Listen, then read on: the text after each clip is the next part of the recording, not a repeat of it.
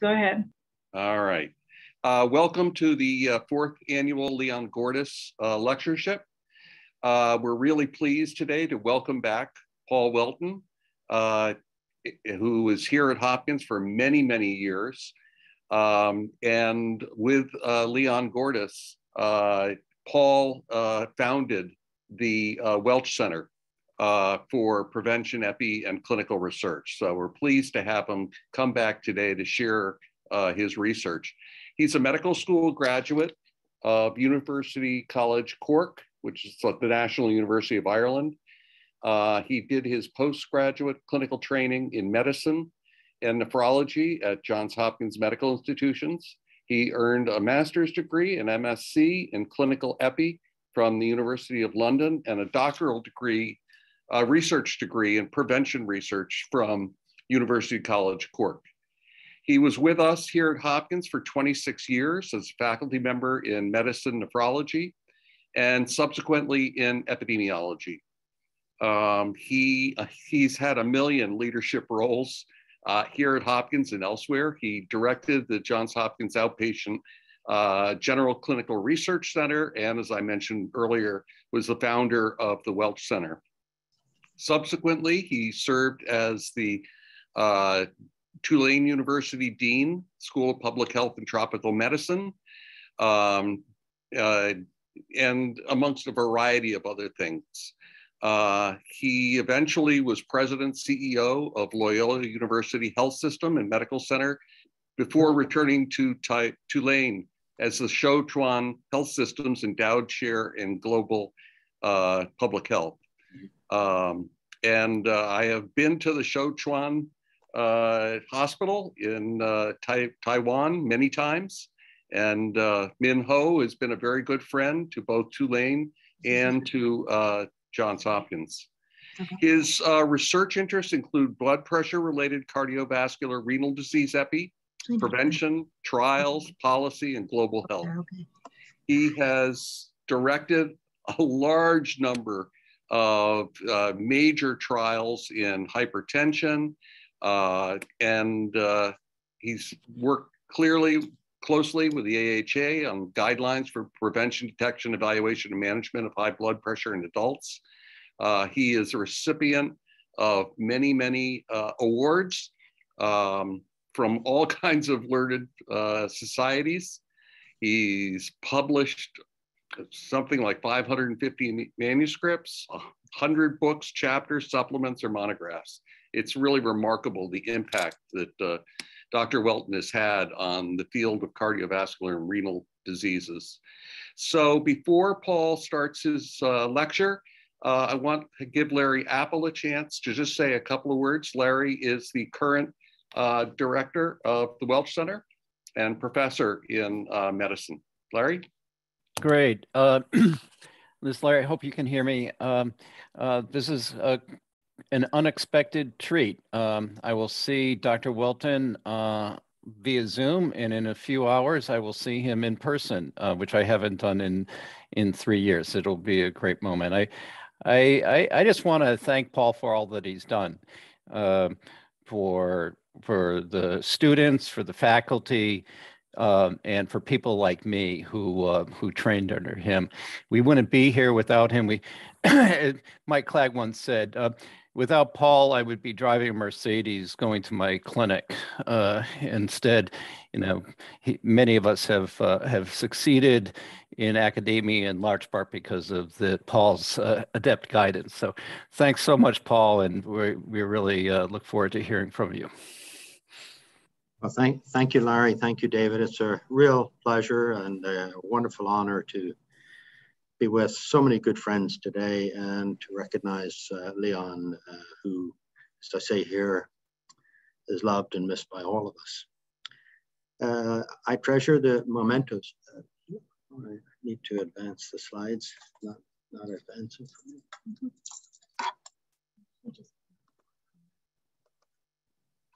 Oh, just click here. Okay, sorry. A little technical glitch. So I treasure, the mementos I have, many from Leon. This is one of them, but they're special. And Leon and I had many interactions I spent the start of my career at Hopkins as an academic nephrologist and then got interested in prevention. Gordon Walker suggested I go off and train formally. Was nominated as a Milbank scholar from the School of Medicine, and Leon was the support from epidemiology. So that was the first time I really got to know him. And then after I trained in London, I came back and he invited me to present in '82 at the Department of Epi, which was my introduction to the department. And the next year, he was kind enough to give me a joint appointment in epidemiology. And with his enthusiastic support, Moises Sklo, who was always very kind to me, suggested that he would hand over the directorship and program in clinical epidemiology, which was a great opportunity. We actually used that with the General Clinical Research Center to interact very, very well. And then later that year, Leon invited me to be a co-director in the Clinical Epidemiology Fellowship Training Program that Mellon and Dana were supporting. I really began to think more and more like an epidemiologist, and in '85, Leon was very gracious in providing opportunity, and I moved my primary appointment to the Department of Epidemiology, although like many of my close friends here, I still had very strong relationships in the Department of Medicine and the School of Medicine. And then later that year, Leon introduced me to co-teaching with him. And we thought extensively in School of Public Health and Hygiene, as it was known at the time, and the School of Medicine. And I learned a tremendous amount about teaching from Leon, of course. '87, we went in as co-principal investigators for a Health of the Public program from Pew and Rockefeller. We got phase 1 and later renewed that as phase 2.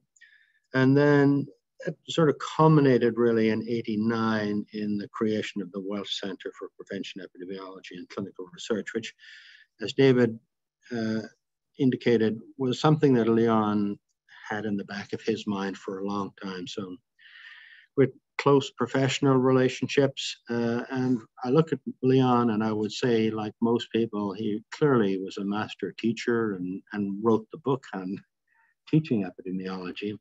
He was a wonderful mentor to me and to others. He was a very innovative investigator, especially around streptococcal disease.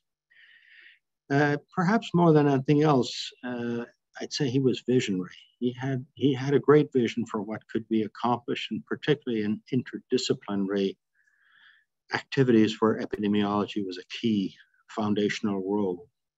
And all of that really was an outstanding role model. I've tried to follow him as a role model. And to me, as to many others, he was not only professionally wonderful, but he was a great friend, and we had many fun occasions in the US and overseas. He and Hadass, as shown here, they were the most gracious of hosts, and Sheila and I went to their home many times. They came to our home. This is at our home. I was a lot younger and had dark hair at that time.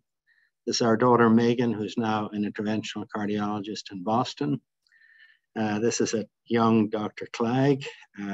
This is Seamus, my son, who's in preventive cardiology here at Hopkins, and Sheila. So we had lovely, lovely, lovely times together, and they were just a beautiful couple.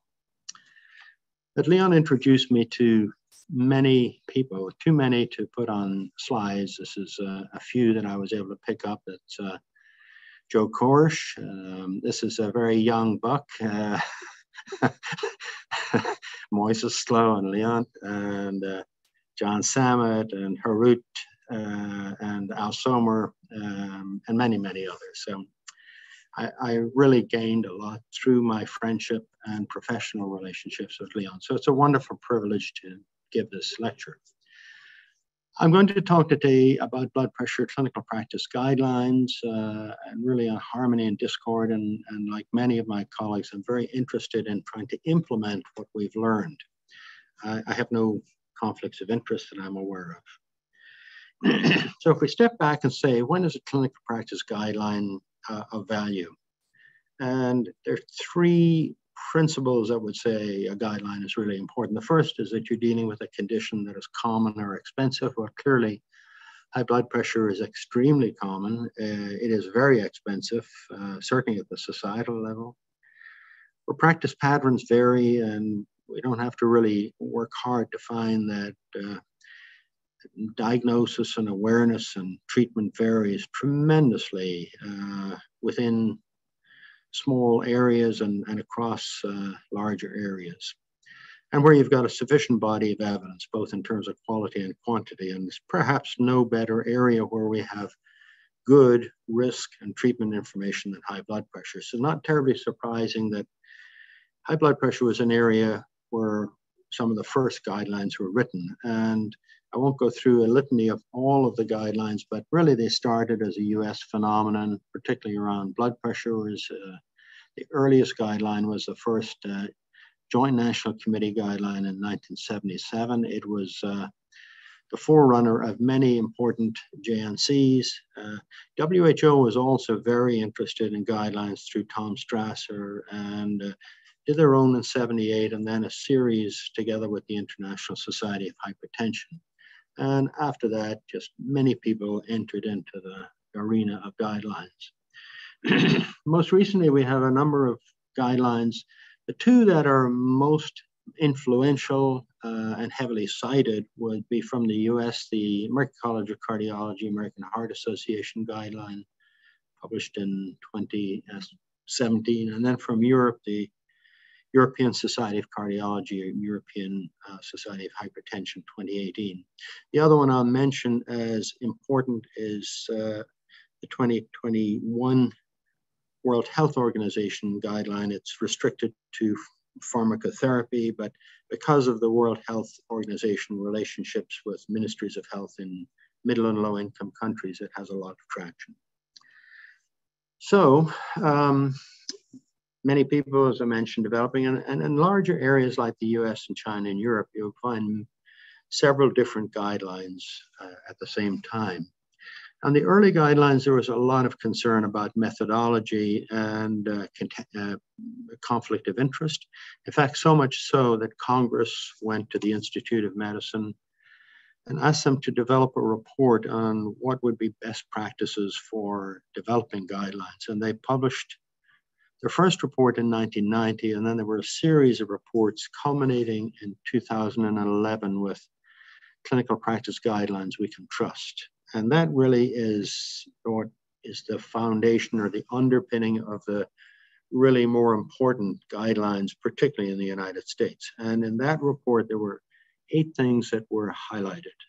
Transparency, avoiding, or if you can't avoid, at least managing well potential conflicts of interest, the components of the team to write the guideline, how to conduct systematic reviews and meta-analysis for guidelines, what should be the foundations for generation of evidence, how do you articulate those findings and recommendations in a meaningful way, what is the minimum external review that's necessary for a guideline, and how frequently should guidelines be updated.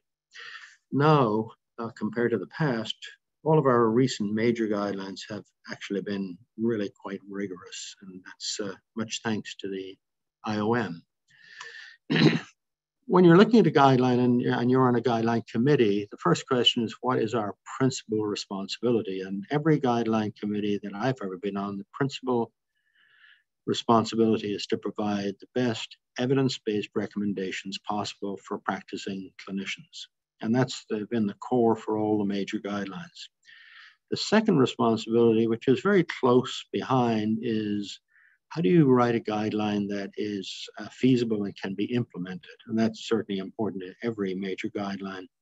It was especially important in the charter we got for the Guideline Development Committee for the World Health Organization guideline. Now, for these major guidelines, they cover the entire subject area, and they are, by their nature, they have to be long. And they can be long and boring, but now there's a real attempt in most guidelines to format them in easier to read fashion so that every chapter, every subsection of a chapter or section is presented in the same way, so it's fairly easy to understand. There's an attempt to have succinct, clear recommendations that are accompanied by level of importance. In the US and Europe, we call it COR, and quality of evidence, or QOE.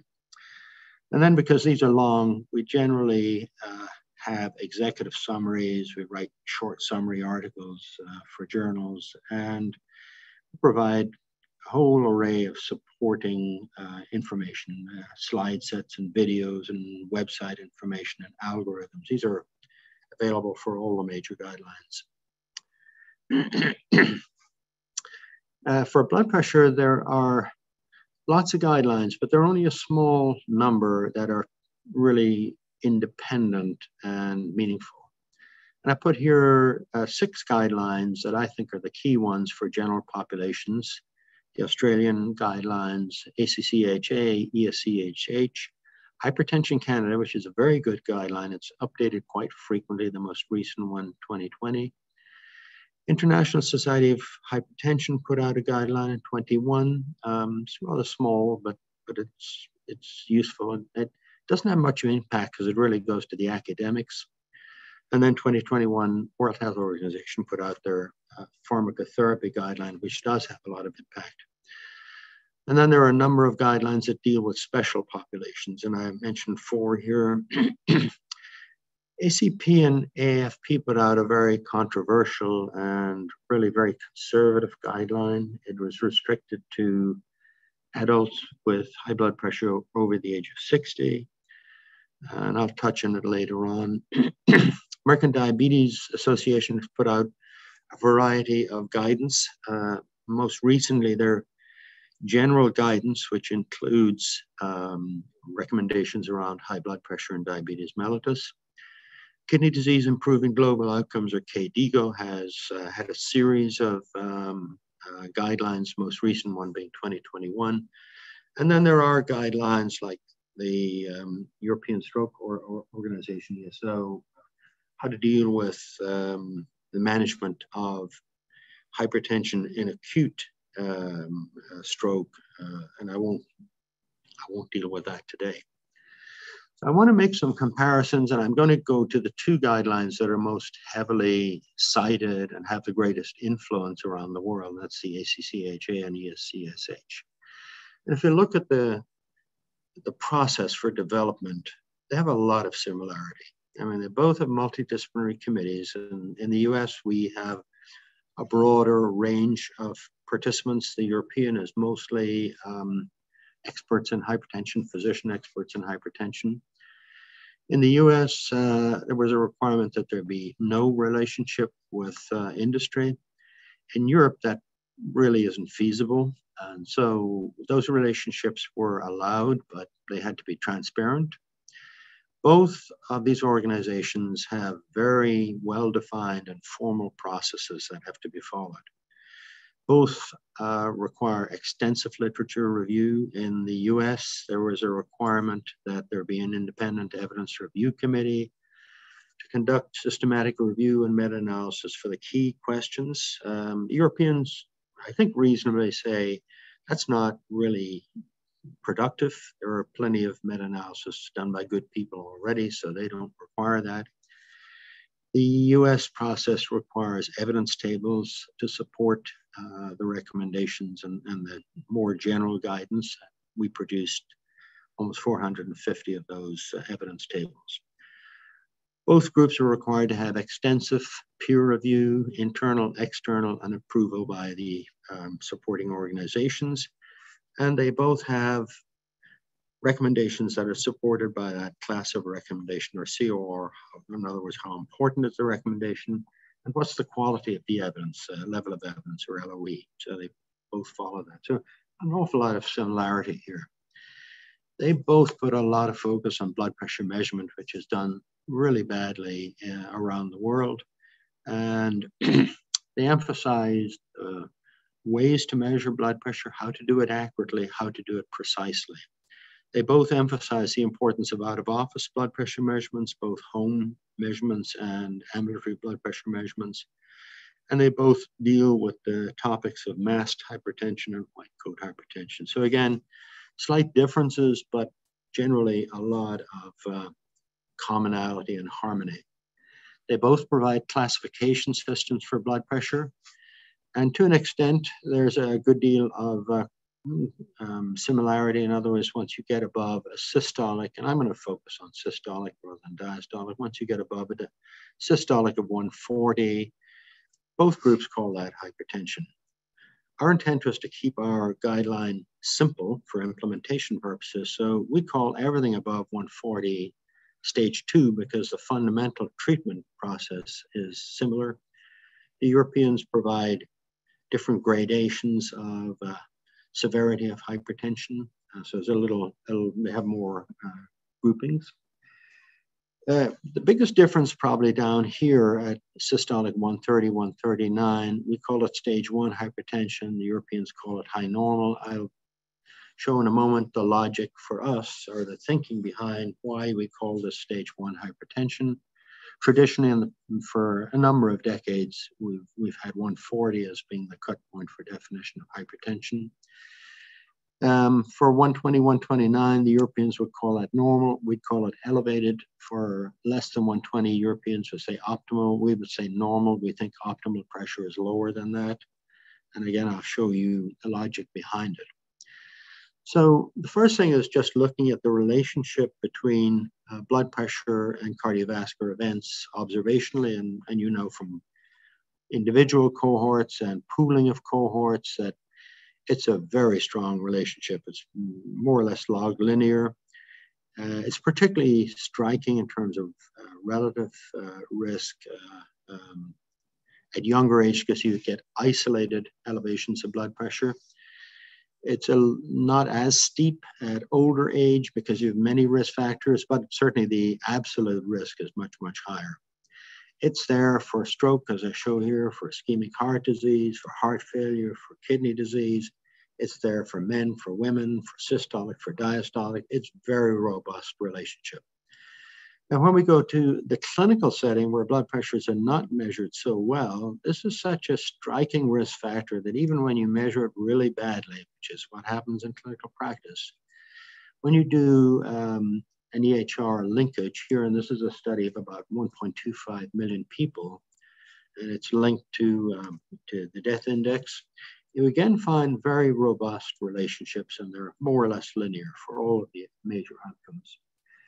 A very nice addition to this was a publication or an investigation that Seamus and colleagues put out in 2020. I had nothing to do with this except to take pleasure in it. And they looked at slightly under 1,500 participants in the multi-ethnic study of atherosclerosis, MESA, and they selected them to be low cardiovascular risk. So they didn't have other risk factors.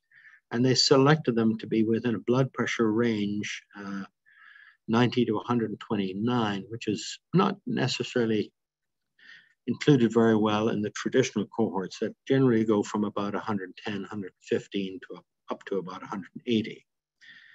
And what they saw with a prospective analysis was a relationship between the level of blood pressure between 90 and 129 with onset of additional cardiovascular risk factors, with coronary artery calcium, both in... somebody, could you go on mute, please? Class. That gives us the full address and the full could you go on mute? Data set. All right, so I'm going to kill this off. I can always do that by just hitting this X here. Help me here to get I can always open it. Unmuted. It's a frequent challenge in our technology. So going back to this, it was a very nice relationship with not only traditional risk factors occurring, but with coronary artery calcium, both single vessel and complex disease, and with atherosclerotic events. And I show it here, spline curve for that, and it's very, very impressive. So that's telling us that as long as it's physiological, pressure is much lower than what the Europeans are saying are optimal, are the ones that are optimal for preventing the development of atherosclerotic plaque. And that's very consistent with what we see when we look at isolated populations who don't get elevations in blood pressure, don't get cardiovascular risk. They tend to have much, much lower levels of blood pressure. So we have that. Laura, I'm going to have to, oh, there we go. We have that. We also, if we go to blood pressure, know that there is that progressive relationship. And if you look at the category 130, 139, and you compare that to the normal category, less than 120, people are already at double the risk on average for a stroke or a heart attack. It's a very common category of blood pressure in the general population in the US, about 20% of people. And of course, that then will amount to about 20 to 25% of all blood pressure related events. So from a population perspective or public health perspective, you can't ignore that category. And when we look at the traditional treatment trials, the antihypertensive drug treatment trials, most people being on drugs here even at the start, what we notice is in the ones that are statistically most powerful, this is one by one of my colleagues led in the Department of Tulane, Josh Bundy.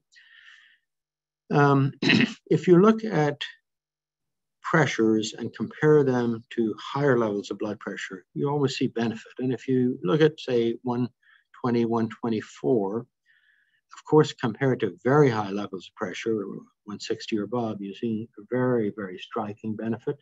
But even 120, 124 versus 125, 129, you're still seeing significant benefit. So it's very impressive.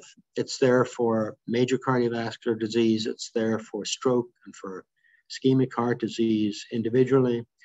It's there whether you include individual trials or exclude them. When you do a direct meta-analysis, you don't have as much power, but it's the same pattern. And it's not just us reporting this, many others have as well. So that's pretty striking. And if you go to people in the range that includes the 130, 139 that are not on antihypertensive agents, with 3 large studies that have looked at low-dose pharmacotherapy, trophy pharo and Prevera prevention, they all show that you can lower blood pressure and you can prevent progression to hypertension. Not 100%, but you certainly can have a good impact. The Prevera prevention trial, which was led by Flavio Fuchs and Sandra Fuchs in Porto Alegre, and Flavio came and did a sabbatical with us in the Welsh Center, and he's a wonderful investigator, and I've done many studies with him and was very involved in the 2 Prevera trials. So in Prevera prevention, it was a multi-center trial in Brazil, high quality.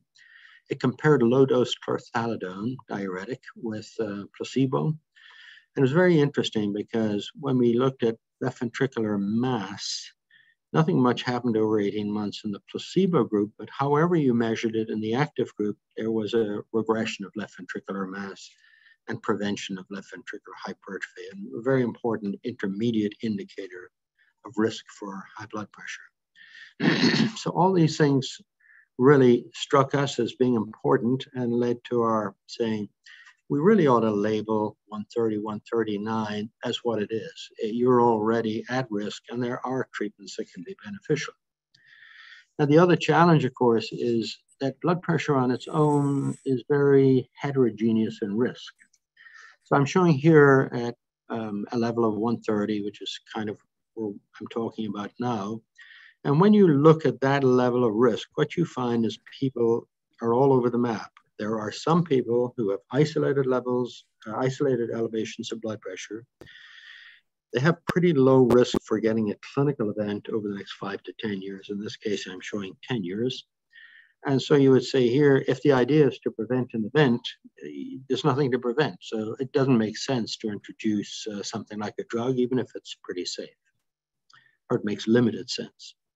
And on the other hand, you'll find in the same blood pressure category, there are a lot of people who have a lot of risk factors, and they are at quite high risk. And in this instance, almost 40% would have an event over the next 10 years. And you'd say, well, if I had a good treatment here and it was pretty low risk, it would make a lot of sense to perhaps to use it. So that's what we see observationally. And when we look at the flip side and treatment, in the treatment trials, obviously we're including for the most part people who are at higher risk.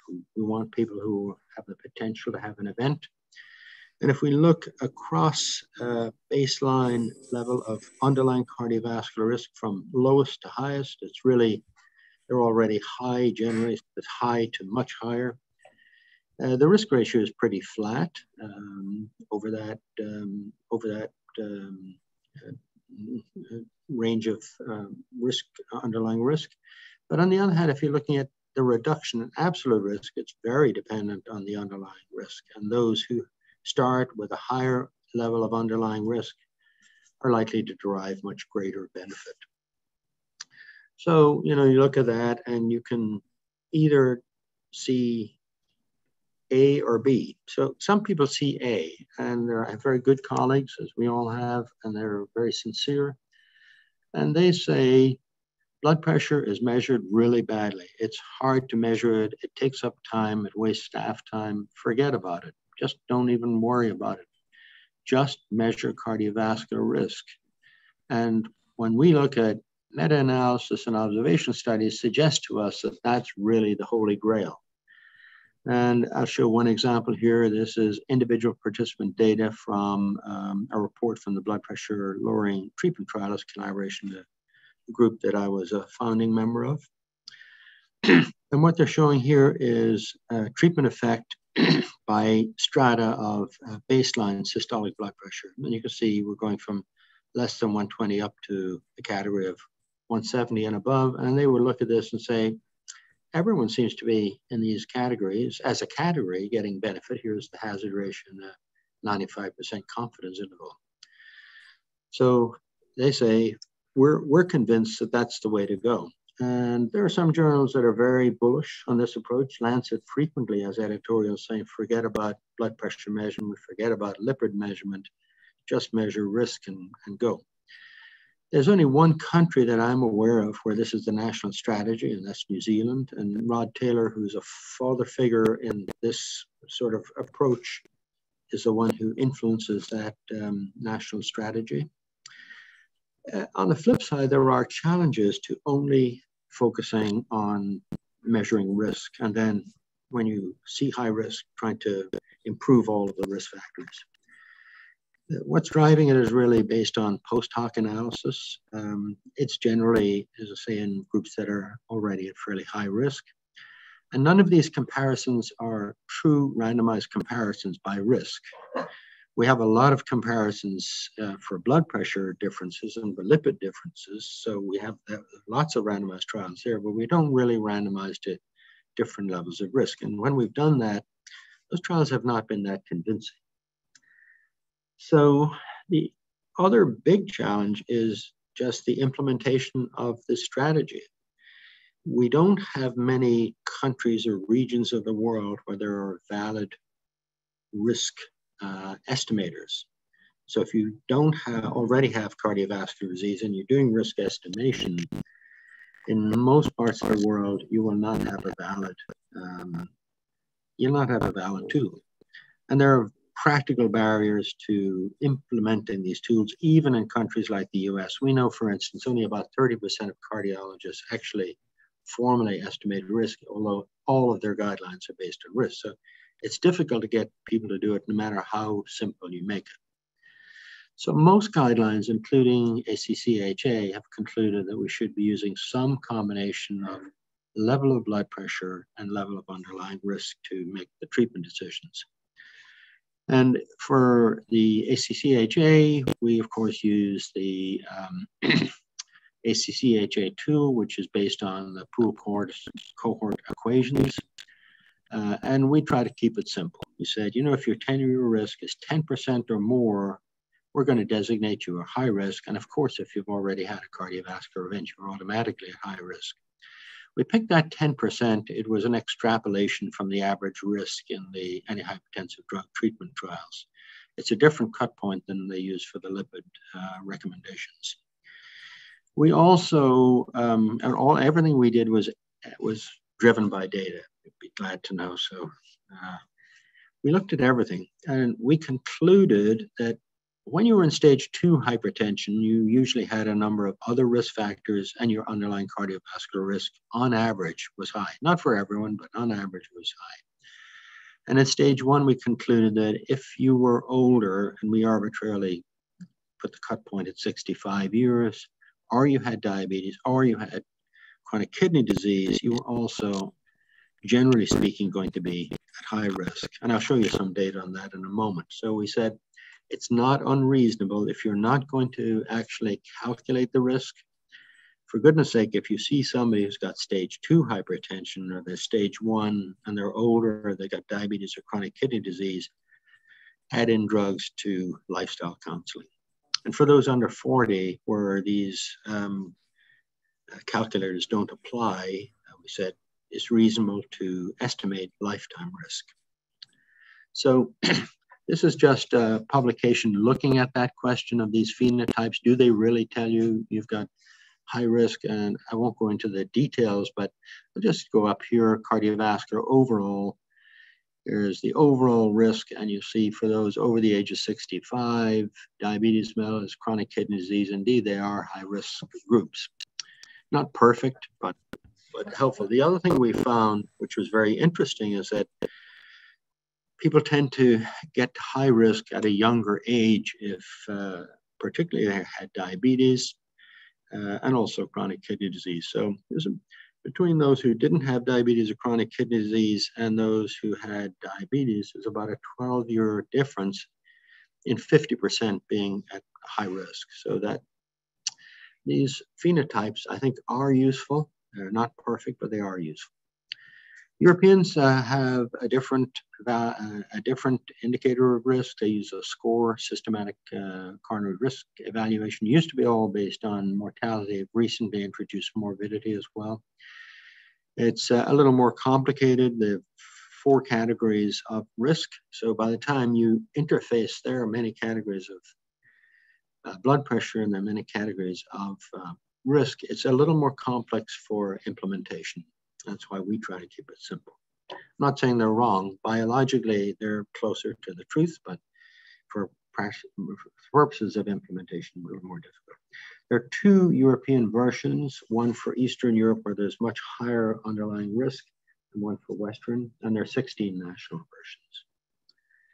So here's how we try to lay it out in the US guideline. We basically said, you know, if you're down here in what we call normal blood pressure, always good to promote optimal lifestyle habits.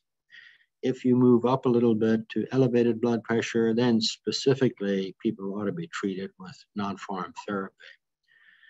And if you're up here at stage 2, you're likely to be at high risk. So just go right ahead and add in drugs to lifestyle counseling. If you're in stage 1, you really need to carefully look to see, is somebody at high risk? Have they had an event already, or on a calculator, or do they seem to be high risk? And if they are, add in drugs to lifestyle counseling. In the US, that's about 30% of adults. If they're not, really work hard on non-pharm. We've subsequently published a scientific statement from the American Heart that says how to really be effective with non-pharm. And if after a prolonged period of time, the pressures are still high on the basis of lifetime risk, we said, it's not unreasonable to consider monotherapy, particularly in certain settings. So that's an interesting area, but generally non-pharm alone. Europeans have, you know, somewhat similar approach, but a little more conservative. So for all of their categories of blood pressure, they start with lifestyle and they layer in drug therapy. For what we would call stage 1 hypertension, they would be more conservative and say only add in drugs for very high risk, patients with CVD, especially coronary artery disease. For all the others, they say the same as us, above 140, lifestyle and drugs for everyone. In the World Hypertension League guidelines, they're much more similar to the US recommendations. So everyone should be getting drugs in addition to lifestyle with what we'd call stage 2, 140 and above. And for those 130, 139, if there is existing CVD or there isn't, but they're at high risk, drugs were recommended as well. Hypertension Canada is the one that is most influenced by risk predicting. And Hypertension Canada says, if you're high risk and they use the Framingham score, then certainly introduce drugs in addition to non-pharm when the systolic's above 130, or if somebody has diabetes. If you're low risk, if no target organ damage and no other risk factors, then you don't need to introduce drugs till pressure is really quite high, 160 systolic or above. And everybody else 140 over 90. So they're the most dependent, influenced by underlying risk predicting. When it comes to the drug treatment strategy, the American and European guidelines are almost identical. We recommend potassium supplementation, but the Europeans don't formally do, but everything else is similar. And we both recommend picking drugs based on comorbidities if they exist, or if they don't, using combinations of either 4 classes: diuretics, calcium channel blockers, ACE, and ARBs. And we say in the US, initial therapy with combination therapy for most people, specifically, combination should be required if the starting level of blood pressure is high, in other words, 20 millimeters of systolic or more above the target, or if it's high blood pressure in African Americans who are at any level of blood pressure at greater risk. Our only reservations about combinations in the form of a single pill combination is that in the US and many other countries, they tend to be more expensive. That's just a commercial issue. There's nothing scientific about it, but they tend to be more expensive than giving the individual components. And for many people, particularly in the US, that's really important. And the other problem is the diuretic is often a shorter acting diuretic than we would like. We prefer the longer acting agents, and often in lower doses that have been proved to be beneficial in trials. The Europeans have a much stronger emphasis on initial combination therapy with single pill combinations. And it certainly, from a science point of view, is a very defensible position. And in Europe, the cost issue is not so great. In terms of blood pressure targets, everyone around the world almost is recommending targets that are much lower than we recommended in the past. And I really just focus on the high-risk group because in clinical practice, on average, people are at high risk. And we have lots of evidence for that from good quality surveys around the world. People who tend to go to see clinicians have usually they're older and they have comorbidities. So for high risk, the Australians recommended systolic less than 120. We recommended less than 130 over 80, less than 130 in older individuals. We said just focus on systolic and older adults. Europeans recommended 130, 120, 130 as the eventual goal, less than 80 as the eventual diastolic, but not getting too low. Hypertension Canada recommends less than 120. ISH recommended 120, 129. WHO recommends less than 130.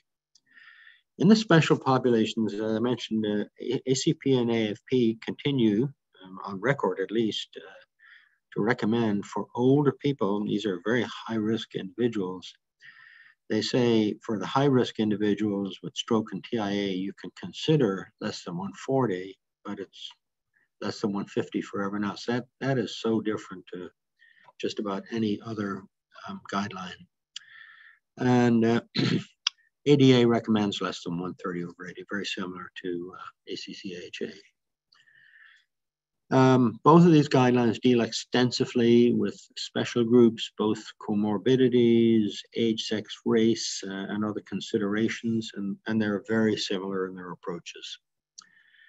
Both of them spend a lot of time dealing with how to get better control and providing other advice. So yeah, the Europeans put a lot of emphasis on the use of single pill combinations and simple algorithms for medication treatment.